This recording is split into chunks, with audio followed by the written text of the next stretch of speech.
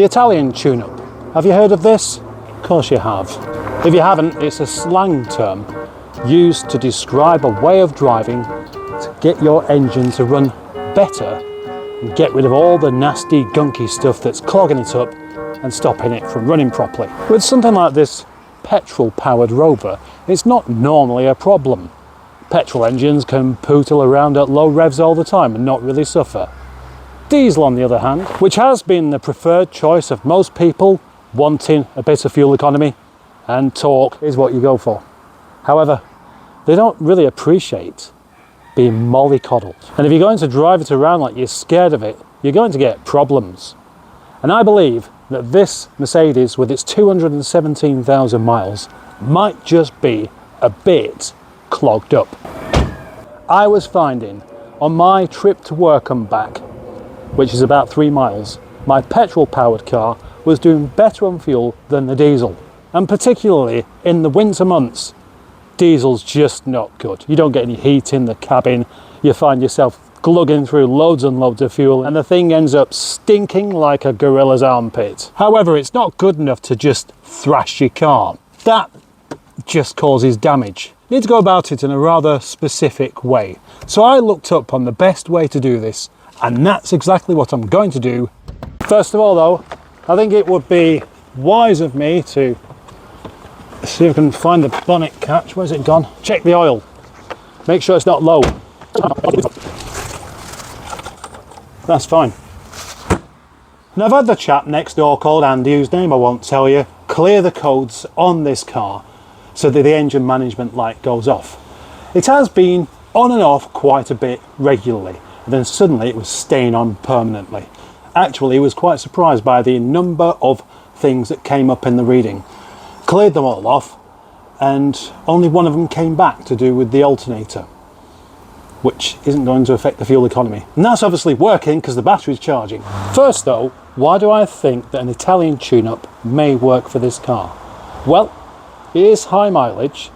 I know it's had a lot of short journeys in recent times. Its acceleration sometimes is a bit sluggish, even to the point where it bogs down, and the fuel economy isn't as good as you'd expect. Sometimes it chuffs a bit of smoke out. I have replaced the intercooler, so that one thing is fixed. Let's fix something else. My assumption, the term Italian tune-up referred to the way Italians drive. Little men with their moustaches and their patriotic ways, thrashing with an inch of their lives their little Fiat Unos with a 1-litre engine up these cobbled streets, with complete disregard to pedestrians, wearing their horn out as they go. But no, many of these fashion-conscious rich types would drive their supercars around the towns and villages slowly, ensuring that everybody saw them, to the point where they'd get coked up and bunged up and really wouldn't run properly. They'd take it to their local mechanic and they'd say, go and drive it really, really hard over the hills, and it would clear them out. At the moment, from start today, 40 miles per gallon. That would be good if this was a petrol engine. First thing I'm going to do then is pop to the petrol station and put some better fuel in it, some expensive fuel. The kind of fuel that has additives and witchcraft, snake oil, whatever you want to call it. Some say it doesn't make any difference, others do. Just like this method. Some say this will only affect the DPF. Others say it will affect the manifold and the EGR as well. So I think it's worth a go. Have they got the expensive stuff? Yes. What you shouldn't do as an Italian tune-up is get in it, start it and thrash the buggeries, so you're putting strain on the gearbox and everything that links the gearbox to the rear or front wheels. But instead, get it up to temperature, which it already is incidentally because it's so hot, in fact it's 30 degrees, and then gently, over a sustained period of time, drive it at about 3,000 RPM. And quite possibly the best way to maintain such an uncomfortable revolution is to just go on the motorway. M62, Milne Road to Ripponden, Windy Hill. I'm doing 50 at just over 3,000 RPM. And I've got to say, I don't like it. It just feels like such a weird thing to be doing. More comfortable doing 70 at 3,000 RPM. At this speed, at this revolution, the car's actually really rather responsive. But it just goes against everything I would normally do when it comes to driving anywhere. Watch that range drop rapidly from 200 miles to now 178 already. You're supposed to do this for about 15 or 20 minutes. Traffic's slowing down quite a bit, so I'm going to have to just change down.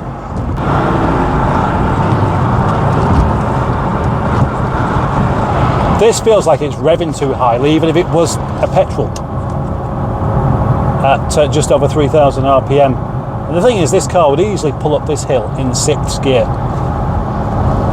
And normally I would drive a diesel around trying to get the best fuel economy possible, like it's some big game. It is a game.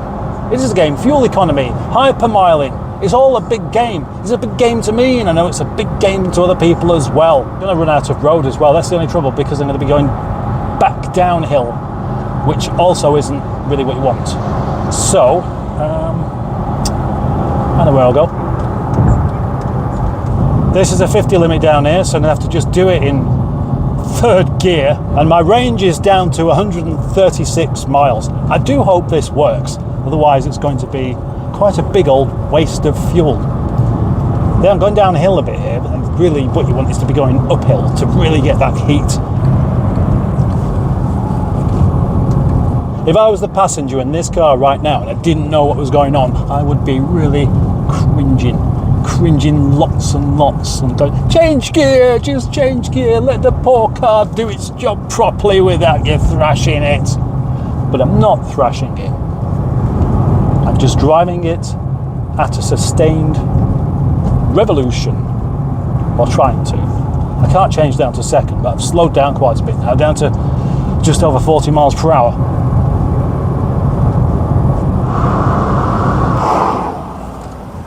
Time to go the other way, make sure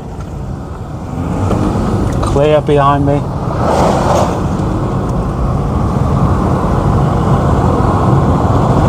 Third gear again, up to 50.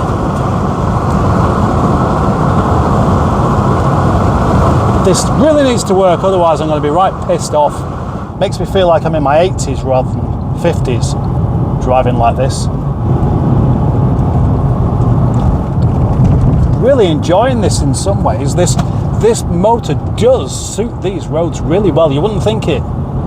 Just a Mercedes with a diesel engine in the front, but it's really rather planted.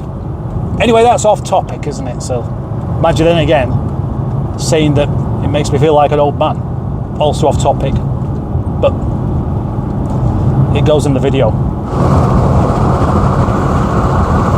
Down to 136 mile range, which isn't that bad considering this really, and 35 miles per gallon. So you could say that's a complete failure, except that now it's about to have a rest.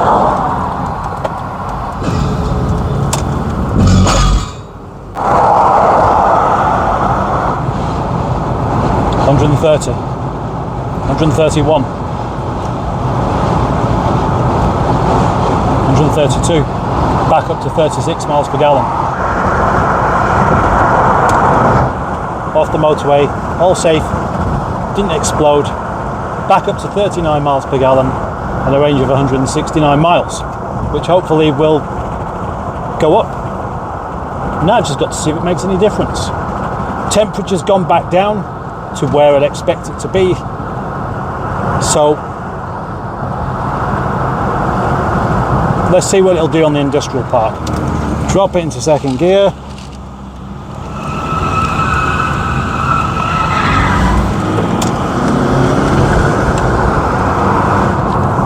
What I'm really looking for now is the flat spots to have disappeared and it just run more consistently. Because the first time it did this thing where it completely bogged down, I was worried about it breaking down. It didn't.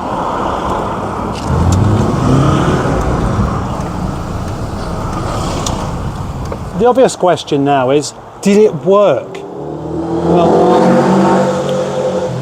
I don't know. I can't tell. I'm going to leave the engine to cool down a little bit.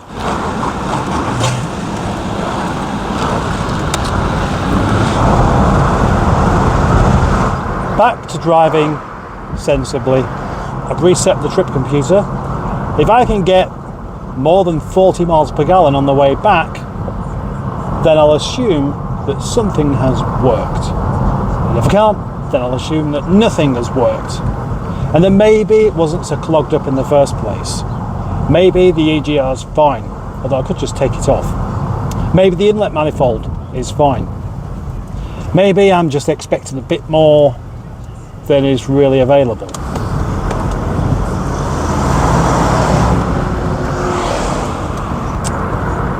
Nearly home and up to 45.4 miles per gallon, which is better than it was. Quite a bit actually, although it doesn't really feel any different. I've not noticed it bog down or feel lumpy. So I'm going to call that mild success. Not the greatest conclusion of all, but if you manage to stay to the end, why not subscribe if you haven't done? And your like is important. That helps me within this algorithm jungle. Thank you to everyone here. Anyone who's a subscriber or a channel member or somebody who likes or commented or just didn't even hit the dislike button out of spite. And I'll see you in the next video. Bye-bye.